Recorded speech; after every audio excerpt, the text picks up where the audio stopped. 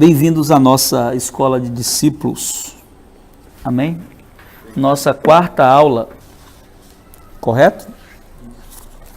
Nossa quarta aula, que é a salvação em Jesus, parte 2. Salvação em Jesus, parte 2. A nossa última aula foi a salvação em Jesus, parte 1, onde nós falamos sobre voltando ao propósito eterno de Deus, que é sermos uma família de muitos filhos, semelhantes a Jesus, e nós falamos sobre 7 verdades em relação a Jesus. Quem estava aqui na última aula? Alguém lembra as 7 verdades? Alguém lembra? Alex? Jesus é Deus. Ora, Ruth, ajuda o varão. Você é a adjuntora. Jesus é Deus. Se fez homem.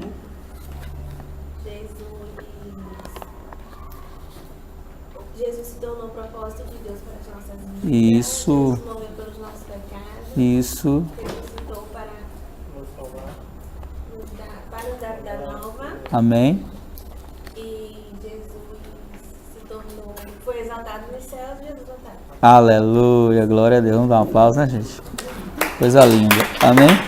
Essas verdades sobre Jesus, sobre o propósito de Deus, são importantíssimas, porque elas falam de uma obra completa. A obra de Deus, ela é completa. Nós não podemos pregar metade do Evangelho, nós temos que pregar o Evangelho inteiro. E durante muito tempo a igreja pregou muito sobre a morte de Jesus e parou na morte, como se a morte fosse o conteúdo total da mensagem. E a morte não é o conteúdo total da mensagem. Pelo contrário, a sua morte nos garante remissão e perdão dos nossos pecados, mas é a sua ressurreição que manifesta a justificação e a glorificação. Estando assentado nos céus, exaltado à destra de Deus, ele nos dá a mesma autoridade e o mesmo poder. Onde fala isso? Efésios capítulo 2, versículo 6. E a esperança que nos mantém focado nele como igreja é que um dia ele vai voltar. É uma saudação comum entre os irmãos da igreja do primeiro século, era Maranata. Alguém sabe o que significa? Ora vem, Senhor Jesus. Amém? A aula de hoje ela é menor, Salvação em Jesus, parte 2. Nós vamos ler alguns textos agora. Eu quero que vocês abram as Bíblias de vocês. O apóstolo estava falando algo interessante, né? Hoje a gente não fala só, mas abram as Bíblias. A gente diz também hoje, liguem as Bíblias.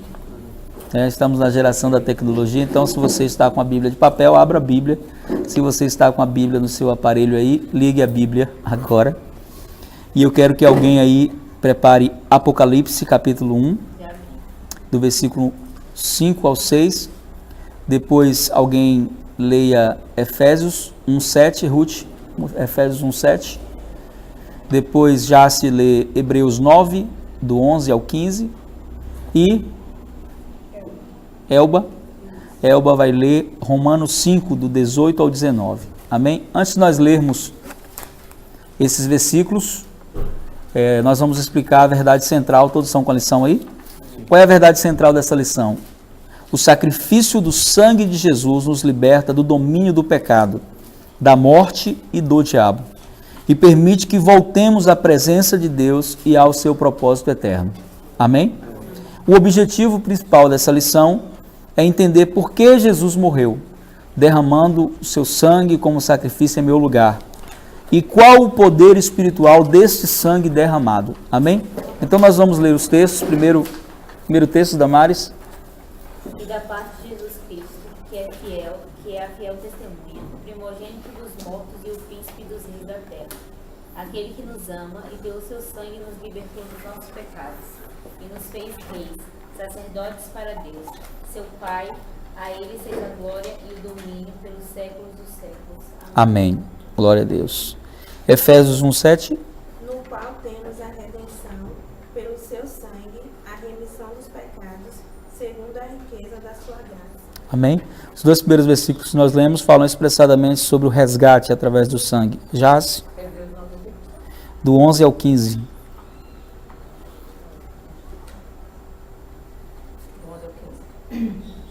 Mas, vindo Cristo, o sumo sacerdote dos socorros, por um maior e mais perfeito da verdade, não feito por mãos, isso é, não desta criação, nem por sangue de bodes e bezerros, mas por seu próprio sangue, entrou uma vez no santuário, havendo efetuado uma eterna redenção. Porque se o sangue dos touros, bodes e a cinza de uma novilha esparzida sobre os imundos os santificam, quanto à purificação da carne, quanto mais o sangue de Cristo, que, pelo Espírito Eterno, se ofereceu a si mesmo, imaculado, a Deus, purificará a vossa consciência das obras mortas, para que servides ao Deus vivo.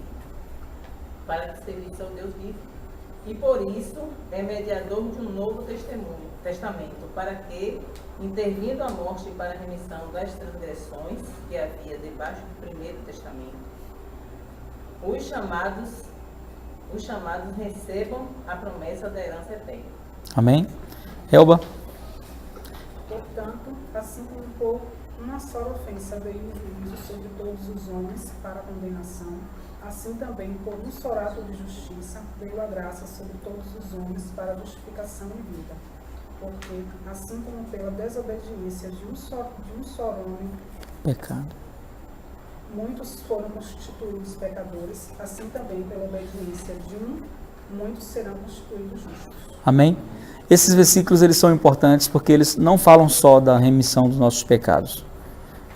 Eles falam também da nossa herança. O primeiro texto que Damares leu fala como nós nos tornamos reis e sacerdotes nessa nova aliança, mostrando que há uma diferença muito grande entre essa aliança e a antiga.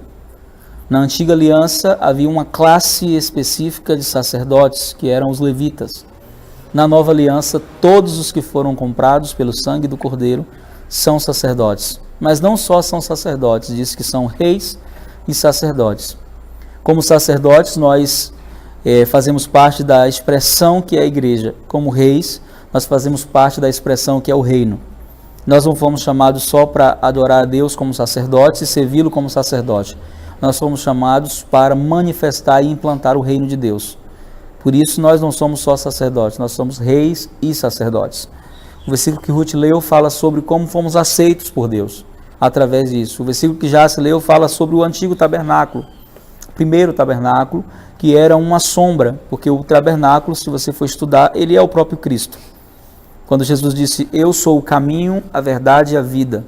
Haviam 3 portas no tabernáculo e em cada uma dessas portas tinha um desses nomes. A primeira porta se chamava caminho, a segunda porta se chamava verdade e a última porta se chamava vida. Então, quando ele diz eu sou o caminho, ele está dizendo eu sou o tabernáculo que Moisés viu. Ele me viu lá. Só que ele me viu numa forma de uma tenda, de uma expressão congregacional.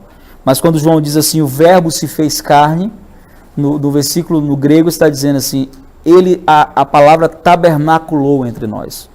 É como o tabernáculo que andava e o povo seguia a nuvem da presença. Jesus se fez carne e a palavra encarnada nele é essa expressão do tabernáculo. No primeiro tabernáculo havia também as restrições e o sumo sacerdote entrava uma vez ao ano para oferecer o sacrifício. Aí no texto que ela leu diz que ele entrou uma única vez e ele fez um sacrifício superior ao sangue de bodes, carneiros e tudo mais. O versículo que Elba leu fala sobre o erro de Adão e as consequências que esse erro trouxe. O versículo seguinte fala sobre a obediência de Jesus e as consequências desse ato de obediência. Então a gente vai estudar um pouquinho isso hoje. O único caminho para voltarmos ao centro do propósito divino é o seu plano de salvação através de Jesus Cristo. Esse é o único caminho. Não existe outro caminho. Por isso, a religião ela não leva ninguém a lugar nenhum. A religião pode ser uma boa, mas nem sempre faz um bom papel. Por mais bonitinha que seja, não leva ninguém para o céu. Essa é uma música que eu tenho, tá? Depois eu vou cantar para vocês. Então, não tem, né? A força da eternidade, do propósito divino e o seu amor levaram o Pai a dar o seu único filho para morrer em nosso lugar. O preço do pecado era muito alto e exigiu o derramamento do sangue de Jesus, que recebeu sobre ele o nosso pecado e a nossa morte no espírito, na alma e no corpo. Nossa morte espiritual, emocional, física e eterna, Jesus morreu ela na sua completude. Amém? Jesus morreu a minha morte completa e ressuscitou para que eu viva a plenitude da sua vida. Aleluia! E esse é o Evangelho. Essa é a boa notícia que Deus nos dá. A palavra Evangelho no grego significa boas novas. Então, quando a Bíblia diz, ide e anunciai o Evangelho a toda criatura, a Bíblia não está dizendo nada mais do que você anunciar essa mensagem. Que mensagem? É interessante que um dos homens que eu mais admiro, o pastor Leandro ouviu falar, conheceu, que foi o Dr. T.L. Osborne. E é interessante porque o Dr. T.L. Osborne, em toda a sua trajetória ministerial, ele tinha uma única mensagem. Ele nunca pregou uma mensagem diferente. E a mensagem era, como Deus criou o homem, como o homem se perdeu e como Deus resgatou o homem. Em todos os lugares que ele ia, ele só pregava isso. Ele passou mais de 60 anos pregando essa mensagem e ele teve um grande trabalho no continente africano, onde milhares de pessoas se renderam ao Evangelho com a mensagem simples. A primeira vez que eu ouvi pregar pessoalmente, eu me lembro que ele dizia assim, eu carrego apenas o Novo Testamento, falo do Antigo, mas carrego apenas o Novo, porque o Novo expressa a totalidade do Antigo. Então ele dizia, como o homem se perdeu, pessoal que não tem lição, fica atento, como o homem se perdeu, como Deus planejou resgatar o homem e as consequências desse resgate, que é voltarmos ao estado original do plano e do projeto de Deus, que é o propósito eterno de sermos filhos semelhantes a Jesus, poderosos como Ele foi, santos como Ele foi. Essa é a vontade de Deus. Amém? Tópico 1, o princípio do sacrifício substitutivo. Por que a Bíblia nos mostra a necessidade do sacrifício para o perdão dos nossos pecados? A justiça de Deus, Deus sempre age de forma legal. Deus nunca age na ilegalidade, Ele sempre age na legalidade. Ele é perfeitamente justo. O reino espiritual tem leis espirituais. Essas leis espirituais, elas sustentam a ordem do mundo espiritual. Quem as quebra, sofre as consequências que essas leis trazem. Né? Adão quebrou. A justiça de Deus exigia que a consequência do pecado fosse a morte. E que ela fosse aplicada. Ao mesmo tempo, o amor divino queria o homem de volta à família e queria resgatá-lo da morte. Gênesis 3:21. Alguém pode ler, por favor? Gênesis 3:21.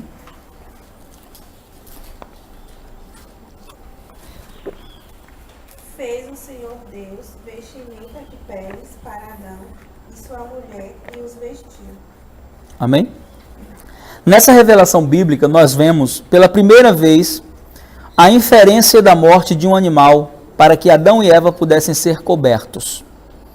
Desde o princípio, Deus ensinou o homem a necessidade do sacrifício de um animal em seu lugar, experimentando a morte, consequência do pecado, a fim de que, provisoriamente, o pecado pudesse ser coberto quando se achegasse a Deus. Então, quando nós lemos o texto de forma literal, nós vemos Deus fazendo um sacrifício e com a pele desse animal, que nós não sabemos que animal era, os estudiosos especulam que tenha sido um cordeiro. Ele pega essa pele desse animal e cobre a nudez do homem. O que isso nos ensina do ponto de vista espiritual? Nos ensina que Deus já estava anunciando o que iria acontecer através de Jesus. A nossa nudez espiritual exigia a morte de alguém. Então, assim como lá em Isaac, o cordeiro aparece preso pelos chifres, e o cordeiro substitui Isaac, e se torna o sacrifício no lugar de Isaac, Jesus na cruz se tornou o sacrifício em nosso lugar. Aqui nesse aspecto, quando Deus mata esse animal, Deus poderia deixar os homens nus. A Bíblia diz que eles já tinham feito as suas próprias vestes de folhas. Mas isso fala como a religião tenta nos vestir. Nós tentamos nos vestir com as obras das nossas mãos. Deus não aceita elas. Então, quando o animal é morto, que Deus coloca sobre Adão e Eva, a pele daquele animal, o Senhor está anunciando que um dia o Cordeiro de Deus iria morrer e a nossa nudez seria coberta pelo sangue dele e nós estaríamos novamente vestidos diante do Senhor. Há uma das parábolas de Jesus em que fala da festa e ele olha para um homem e ele não está com os trajes adequados para estar ali na festa. E ele diz: como você entrou aqui sem os trajes adequados? E quais são os trajes adequados para estarmos na presença de Deus? A santidade. Jesus nos dá esse atributo na cruz. Amém? Ele nos dá a sua santidade quando ele assume a nossa vergonha. Um detalhe muito poderoso sobre isso é que Jesus foi crucificado nu. Vocês sabem disso? Jesus foi crucificado nu. Quando Deus fez as vestes para o casal, eles estavam nus.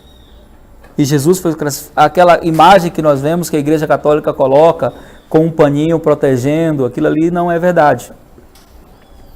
Aquilo é uma forma de não colocar lá a imagem de Jesus pelado. Mas quando a Bíblia diz que ele foi exposto à vergonha, é porque Roma, além de matar crucificado, que era a pior morte, eles faziam isso com a pessoa despida. Estado que o homem estava quando caiu. O homem estava diante de Deus nu. E Jesus foi crucificado nu. A nudez dele, a sua morte, é como se a pele do cordeiro tivesse sido arrancada. Ele foi crucificado nu. E sobre nós recai na sua ressurreição a vida de Deus. Então ele nos reveste da sua vida, da sua santidade, e hoje nós não estamos mais nus diante de Deus. Apocalipse fala sobre isso. Quando fala da igreja de Laodiceia, a igreja de Laodiceia diz: rico sou, não tenho falta de nada. E o Senhor diz: você não sabe que você é um desgraçado, miserável, pobre, cego e nu. Aconselho que compres colírio para os teus olhos e que cubra as tuas vergonhas. Então as nossas vergonhas ou a nossa vergonha eterna foi coberta pelo sacrifício de Jesus. Amém? Você se alegra com isso? Amém. Glória a Deus. Foi coberta com o sacrifício de Jesus, a nossa vergonha eterna.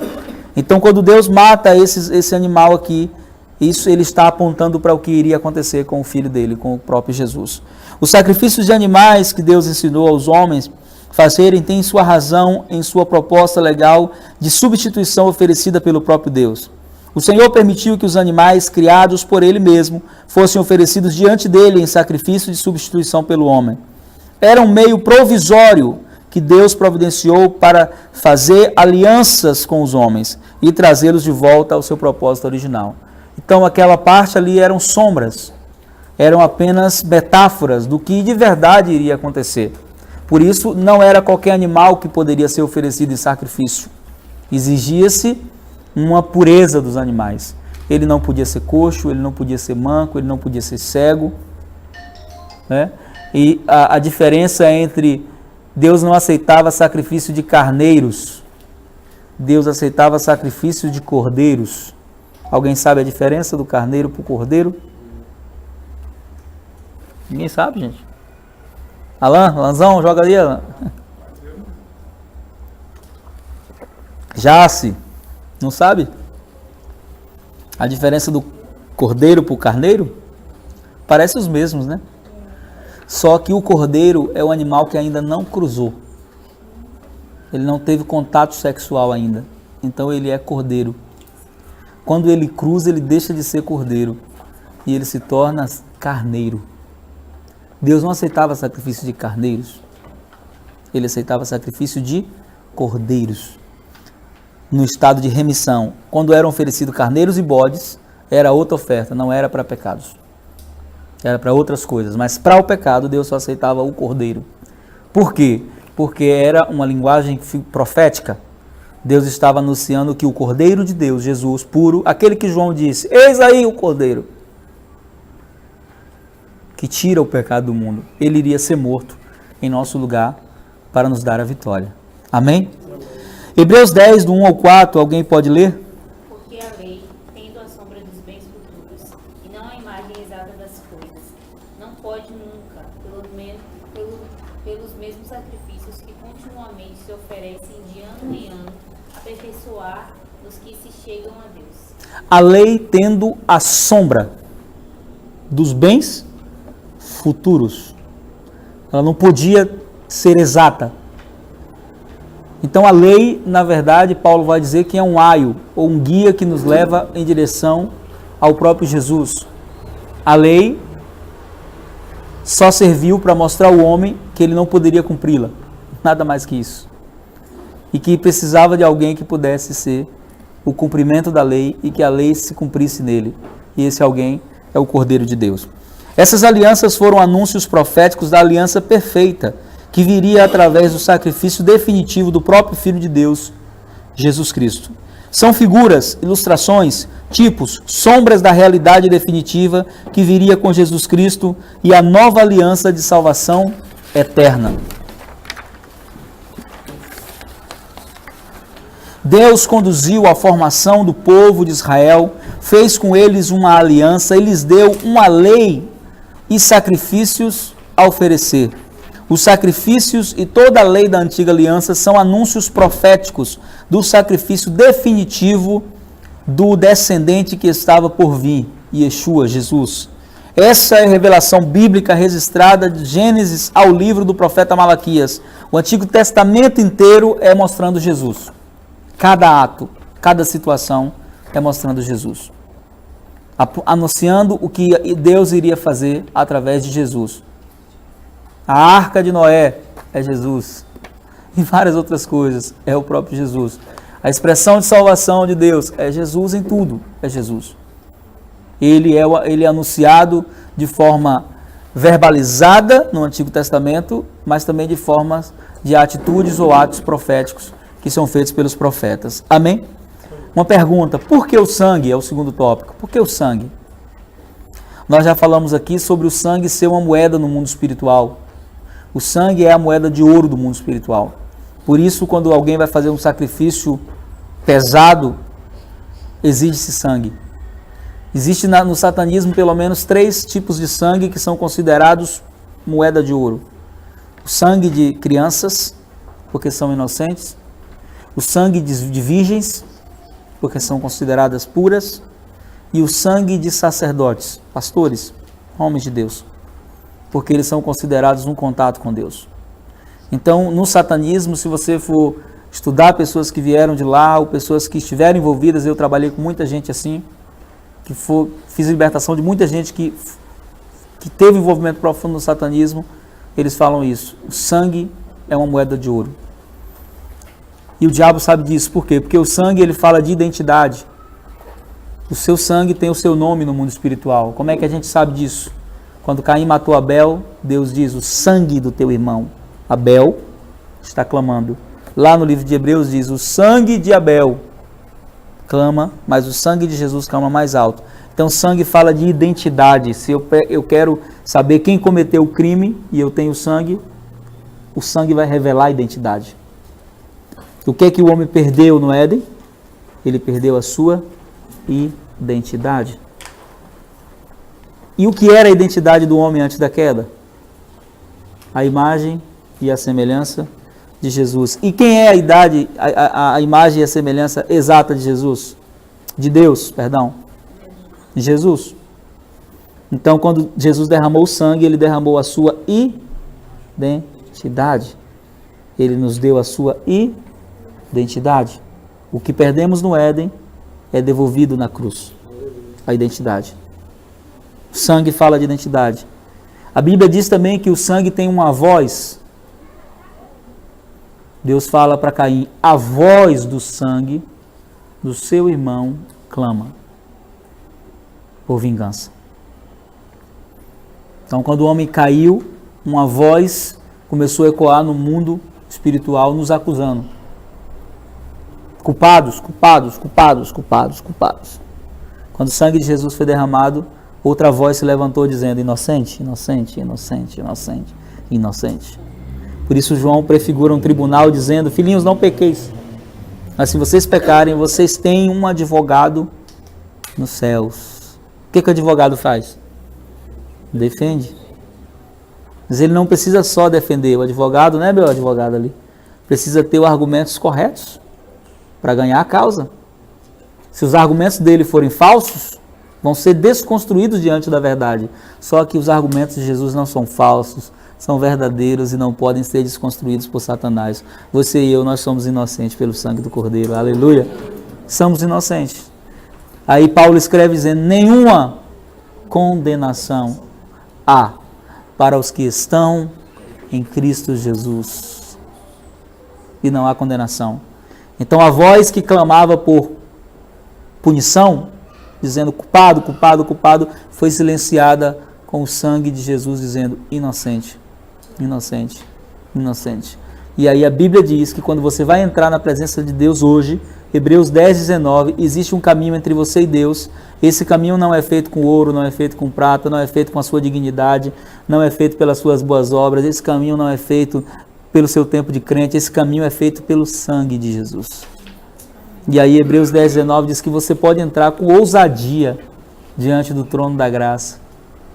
O que é ousadia? É entrar confiante de que Deus não tem nada contra você. Está tudo certo. Diga para o seu irmão, está tudo certo. A dívida foi paga. Não se paga uma dívida duas vezes, amém? Está tudo certo. Jesus consertou tudo. Porque o sacrifício em nosso lugar tinha que ser com derramamento de sangue. Porque os pecados são perdoados somente com derramamento de sangue. Hebreus 9, 22, alguém pode ler? Não, acho que está aqui, né? Prosseguimos com sincero coração, em plena certeza de fé, tendo o coração purificado de má consciência e lavado o corpo com água pura. Amém? Olha que lindo. Aproximemo-nos como? Com sincero coração, tendo confiança. Amém? Levíticos, alguém pode ler 17, 11? Quero pedir que à medida que vocês forem vendo os versículos aí na lição, já forem abrindo para a gente ganhar tempo, amém?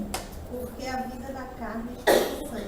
Eu vos tenho dado sobre o altar para fazer expiação pela vossa alma. Porquanto é o sangue que fará expiação em virtude da vida. Abrindo um parêntese aqui, que não tem muito a ver com redenção, mas como a gente está falando de sangue, a gente vai ter que falar porque mais cedo ou mais tarde você vai ter essa dúvida como cristão. Eu, como cristão, posso comer sangue?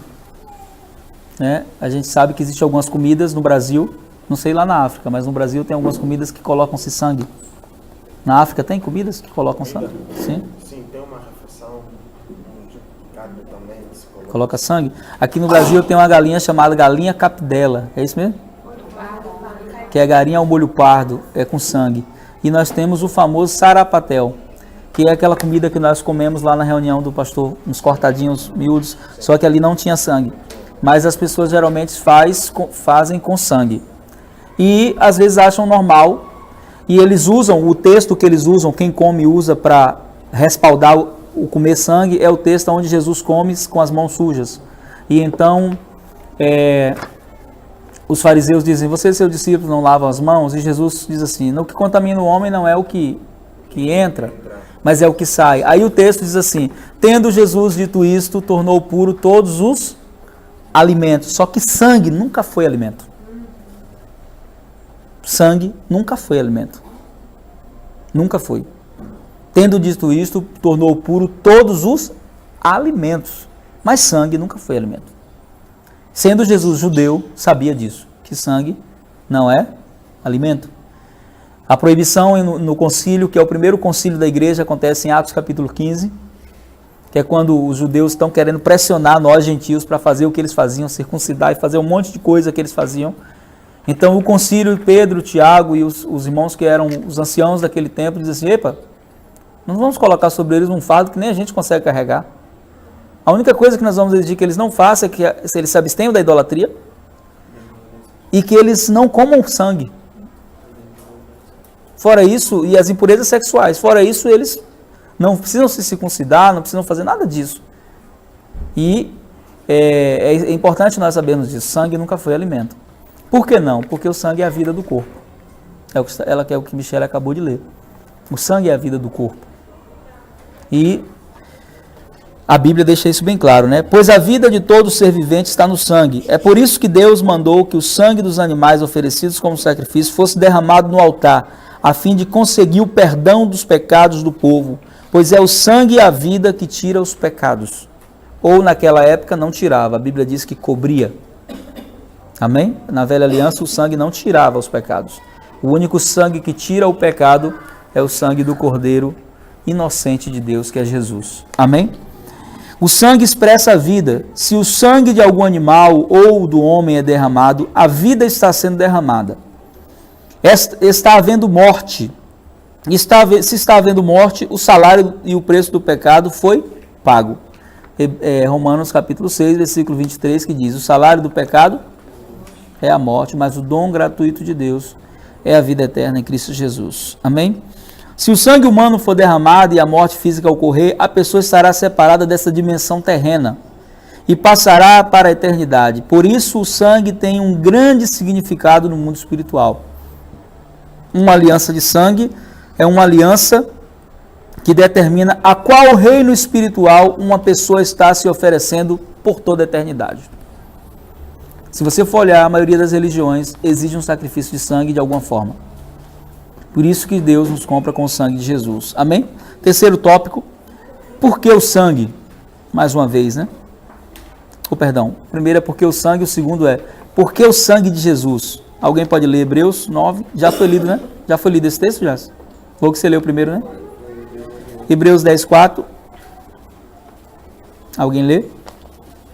Porque é impossível que o sangue de touros e de bodes tire pecados. É impossível que o sangue de touros e de bodes tire o pecado. Está bem claro. O único sangue que pode fazer isso é o sangue de Jesus. João 29, esse eu já falei, quando João diz: eis aí o Cordeiro de Deus, que faz o quê? Tira o pecado do mundo. O sangue é a vida, e o sangue de um homem, o outro Adão, Jesus, o último Adão, era o preço do salário do pecado. O sangue de animais era provisório.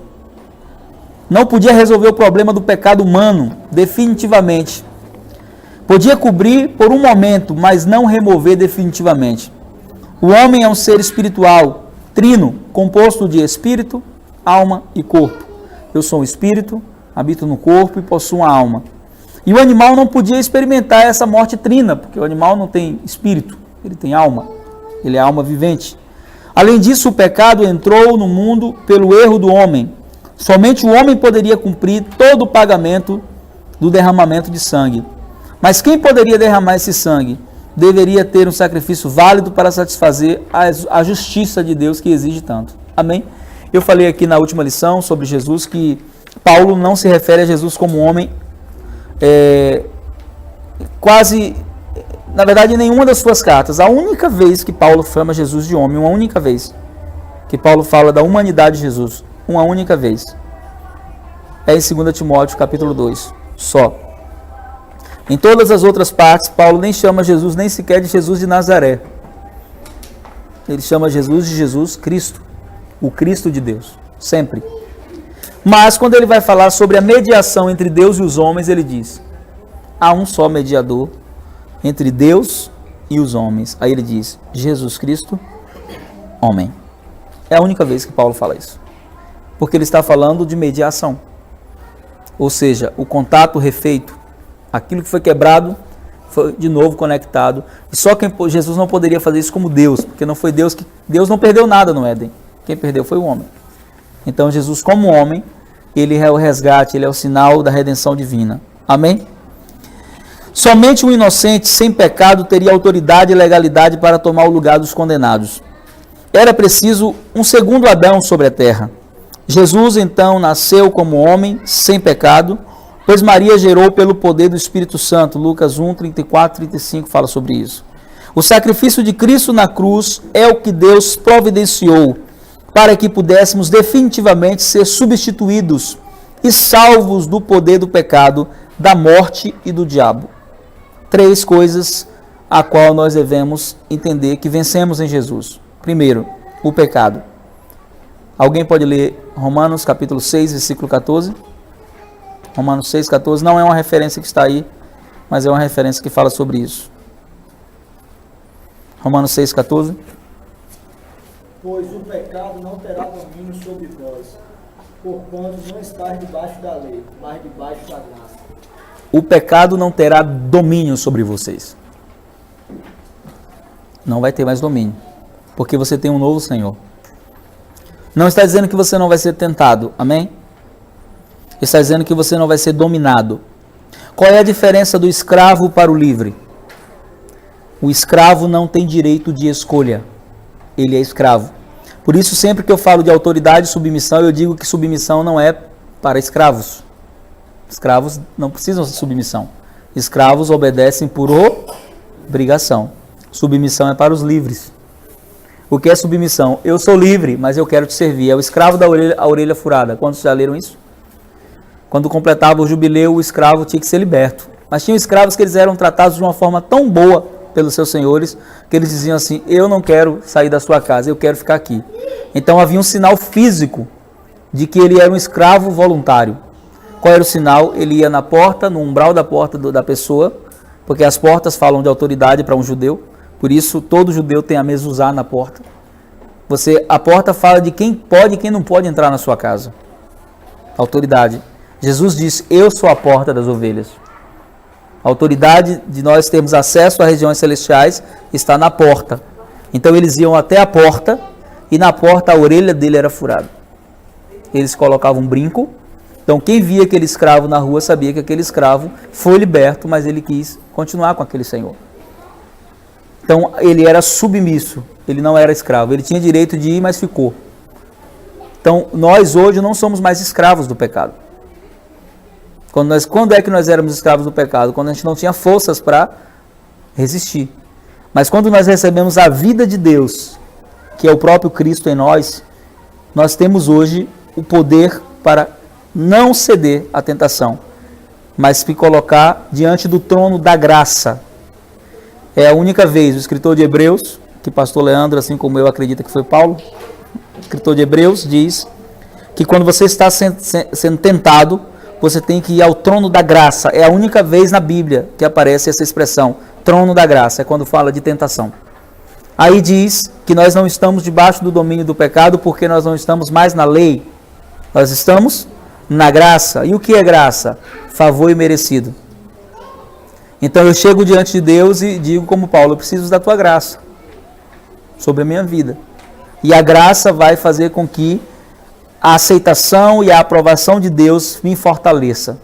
Eu sou fortalecido na graça quando eu deixo de confiar na minha força e começo a confiar em Deus. É como eu sempre digo, que às vezes a gente peca e faz uma oração errada. A oração é: Deus, eu nunca mais vou fazer esse pecado. Já está errado. A oração correta seria: Senhor, eu preciso da tua graça para nunca mais fazer esse pecado. E aí a graça virá. E Paulo diz: o teu poder se aperfeiçoa na fraqueza, de sorte quando eu estou fraco, então sou forte. Porque a graça operando, a força de Deus vai te dar capacidade de resistir. Fazendo o que você tem que fazer. Deus não pode fazer algumas coisas por você. É você quem tem que fugir da aparência do mal. É você que não tem que se expor às paixões da mocidade ou às paixões do dia a dia.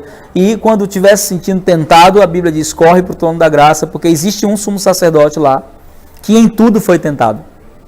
E ele pode socorrer-nos em tempo oportuno. Porque nós não somos mais escravos do pecado. Então o pecado não é mais o meu Senhor. O meu Senhor hoje se chama Jesus. Portanto, eu não sou um pecador tentando ser santo. Eu sou um santo que luta diariamente contra o pecado. Amém? Ele nos libertou do pecado, ele nos libertou da morte. Não existe mais morte para você. Quer dizer que eu vou ficar aqui para sempre na terra? Não estou falando isso. Eu estou dizendo que quando você fechar os seus olhos nessa terra, você não está morrendo. Você está sendo como uma semente. A semente, quando ela morre debaixo da terra, ela ganha uma nova forma. Quando você morrer nessa terra, você vai assumir a sua verdadeira natureza para sempre. Ninguém vai poder tirar isso. Por isso eu digo que crente não morre, é promovido. Né? Quando eu falo de um homem de Deus, né, que já partiu, eu digo assim: o Senhor o promoveu, colocou no estado de glória. E a morte para aquele que está em Jesus é algo tão glorioso que meu pastor Joselito, ele fala algo interessante. Ele diz que quando nós aceitamos Jesus, nós dizemos assim: se eu soubesse que ser crente era tão bom, eu tinha sido crente há muito tempo. Quem falou assim? Aí o apóstolo José diz: quando você morrer, que você for para a glória, você vai dizer: meu Deus, se eu soubesse que morrer era tão bom, eu teria morrido antes. Por quê? Porque você vai entrar no estado de glória, no gozo eterno. Aí João diz: não haverá choro, não haverá dor, não haverá mais nada, só alegria eterna, só isso. Então não há mais morte para nós. Quando nós deixamos de existir nessa terra, entramos num estado de glória para sempre. Amém? E o diabo, que era sustentado por dois arguilhões. Os arguilhões do diabo eram a morte e o pecado. A morte espiritual e o pecado, que foram vencidos. Então hoje o diabo não pode mais me dominar. Hebreus capítulo 2, versículo 14 diz que assim como os filhos participam de carne e sangue, Jesus participou das mesmas coisas para que pela sua morte ele destruísse aquele que tinha o império da morte. A versão original diz que ele arrancasse das mãos de Satanás o poder do domínio da morte espiritual. Então Jesus arrancou. Eu gosto muito dos encontros de Jesus com a morte na Bíblia. Não sei se você já parou para observar, mas todas as vezes que a morte cruzava o caminho de Jesus, ela deixava de ser morte e ela se tornava vida. Filho da viúva de Naim, lá vem a caravana da morte e encontrou com a caravana da vida, vida de Deus. Jairo, Jesus chega lá na casa e diz, a menina não está morta, ela está dormindo, porque Jesus acreditava tanto na vida que a morte não passava na mente dele nem como um pensamento. Jesus não sabia o que era morte. Quando Jesus morre na cruz, na verdade ele não morre, ele se entrega. É diferente. A morte não matou Jesus. Jesus se entregou. Pai, em tuas mãos, não nas mãos da morte, nas tuas mãos, eu entrego o meu espírito. Aí a morte teve acesso porque Deus permitiu. Se Deus não tivesse permitido, a morte não poderia matá-lo. Ela não tinha esse poder. O que havia em Jesus? Jesus era 100% vida de Deus.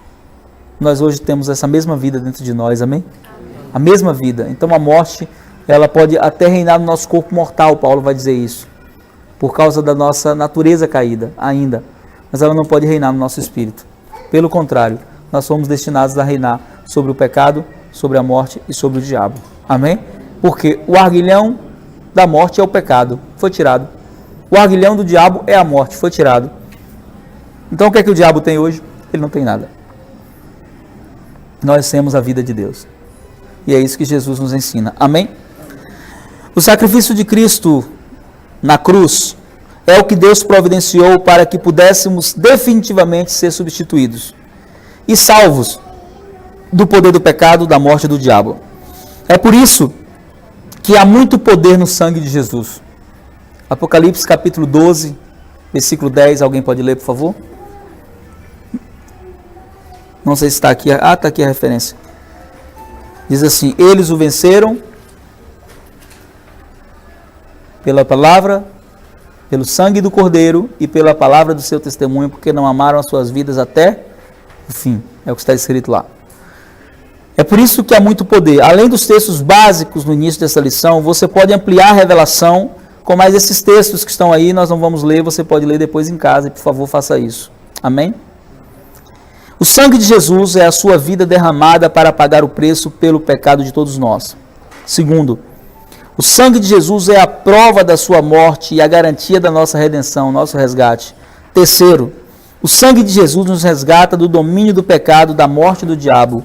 Quarto, o sangue de Jesus nos livra da condenação da acusação maligna. Quinto, o sangue de Jesus nos permite voltar à presença de Deus e ao seu propósito eterno, pois nos tornamos libertos da condenação. Somos redimidos, resgatados por causa do preço pago, somos justificados, absolvidos e declarados justos, porque Deus, através de Jesus, substituiu e expiou, sofreu a pena em nosso lugar. Segundo aos Coríntios 5, 21 diz, aquele que não tinha pecado, Deus o fez pecado por nós, para que nele, em Jesus, fôssemos feitos a justiça de Deus. Amém? Para terminarmos, o poder da ressurreição. Romanos 6, 4 e 5, alguém pode ler? Romanos 6, 4 e 5. Fomos, pois, sepultados com ele na morte, pelo batismo, para que, como Cristo foi ressuscitado entre os mortos pela glória do Pai, assim também andemos nós em novidade de vida. Eu vou falar. Terminou? Não, né?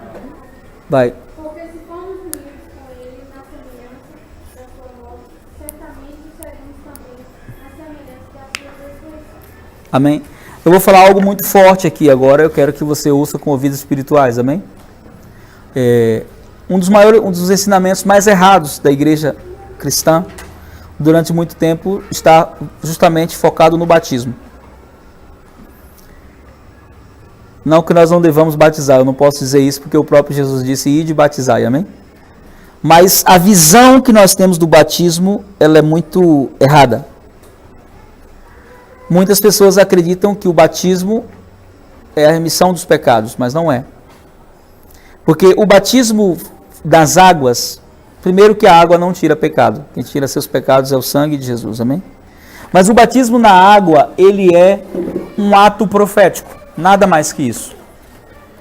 Um ato profético que visa repetir o batismo original, ou o batismo que já aconteceu. Quando fomos batizados? Na morte de Jesus fomos batizados. É o que o texto diz, fomos batizados na sua morte. Por que eu preciso me batizar fisicamente? Porque eu estou expressando que eu acredito nisso, amém? Eu estou dizendo, eu creio que isso é uma verdade, então por isso eu me batizo. Mas a água em si, né? E aí tem gente que tem muita... Não pode ser em água parada, tem que ser em água corrente. Já ouvi muito isso. Para levar os pecados. Mas os pecados não ficam na água que você se batiza. Eu vi um irmão uma vez dizer assim, eu não vou entrar nessa piscina enquanto não trocar essa água, porque tinha tido um batismo na piscina. Falei, por quê? Porque isso aí deve estar carregado de pecado. Eu vi isso, não estou brincando, verdade. Mas aquilo ali é um ato profético, queridos. Assim como a ceia é um ato profético. Eu sempre explico isso aqui na ceia, né? Que o pão mais importante não é o pão que comemos, é esse pão aqui que vemos. A palavra, os irmãos, é uns aos outros. Esse é o pão mais importante. Aquele pão é um símbolo. O batismo em água também é um símbolo. Também é um símbolo que permaneceu. Mas aí diz que nós somos batizados na morte de Jesus, amém? Por isso, a igreja ela era imediatista no batismo. Eles diziam, você crê em Jesus? Crê. Aqui está a água. Não é assim que o eunuco fala? Eu creio. O que me impede de ser batizado? Isso nada. Está aqui a água, vamos batizar agora. Se você crê no sacrifício, já está batizado, eu só vou consumar isso. Ou seja, eu vou oficializar no mundo físico, e aí por causa de um princípio, Jesus diz, tudo o que fizerdes na terra, o que concordardes na terra, será ligado nos céus. É como se estivéssemos conectando a verdade que já está estabelecida com a verdade que precisa ser fundamentada. Mas eu já fui batizado na morte, você também. Amém? O batismo só expressa isso, nada mais que isso. E não podemos começar a punir pessoas por causa do entendimento errado. Amém? Romanos 8, versículo 1 diz que nenhuma condenação há para os que estão em Cristo Jesus. O versículo 11 que diz? Se o Espírito daquele que dos mortos ressuscitou a Jesus habita em vós, aquele que dos mortos ressuscitou a Cristo Jesus, há de vivificar também os vossos corpos mortais, pelo seu Espírito que em vós habita. Versículo 34. Quem os condenará? Cristo Jesus é quem morreu, ou antes quem ressurgiu dentre os mortos, o qual está à direita de Deus e também intercede por nós. Amém? Então é muito forte isso aí, porque esses versículos eles falam que a garantia que nós temos que vamos ressuscitar é porque ele ressuscitou. Houve uma guerra com isso nos dias de Paulo. Alguns irmãos estavam ensinando um fermento errado de que não existia ressurreição. Eles eram discípulos dos saduceus. Os saduceus não acreditavam na ressurreição, nem em espírito, nem nada. Então Paulo ele fala algo interessante. Ele diz, se Cristo não ressuscitou, vamos comer, beber, que amanhã a gente vai morrer mesmo, de qualquer jeito. Então vamos viver a vida do jeito que a gente quiser. Porque não tem... E aí ele diz, se ele não ressuscitou, nós somos o mais miserável dos homens. Porque nós estamos acreditando na mentira. Então a ressurreição de Jesus, ela é tão importante quanto a sua morte. Ou mais importante, porque garante que no mundo espiritual tudo ficou certo. Amém? Ele não só morreu, ele ressuscitou. Na lição passada já compartilhamos sobre a ressurreição de Jesus. A ressurreição de Jesus é a sua e a nossa vitória sobre o pecado, a morte e o diabo. Se com ele morremos, com ele ressuscitamos. Jesus se fez pecado por nós, mas ele mesmo nunca pecou. Sendo assim, tendo sofrido a nossa morte, o inferno não podia mais segurá-lo. O poder de Deus o ressuscitou dos mortos.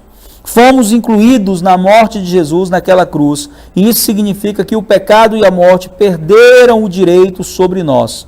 Quando Jesus ressuscitou, concedeu-nos o direito de renascer com ele em nosso espírito. Amém?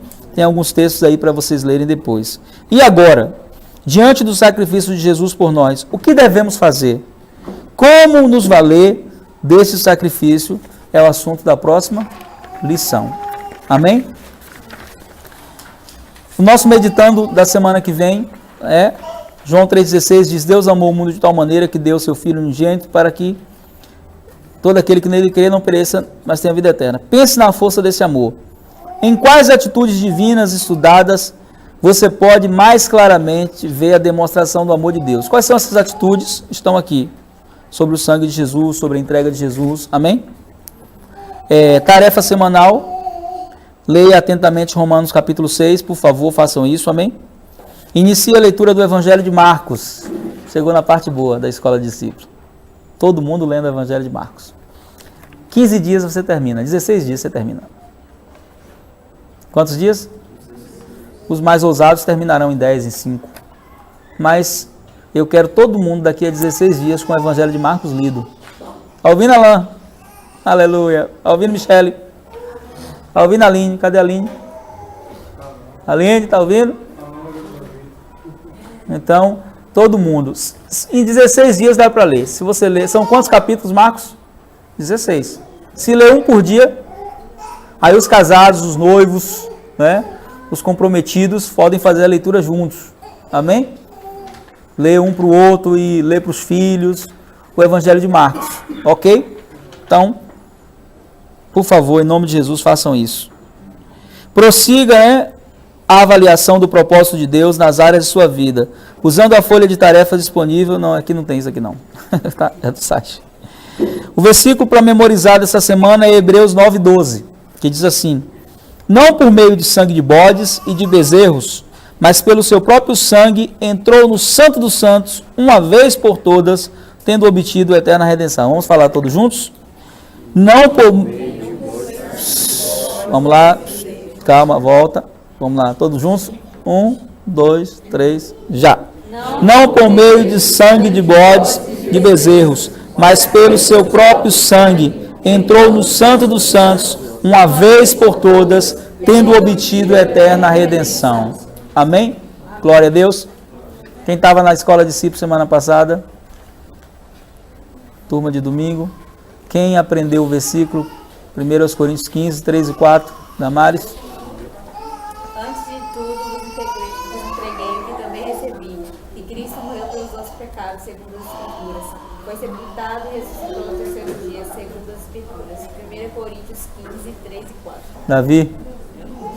Não veio não? Você está cabulando a escola de discípulos?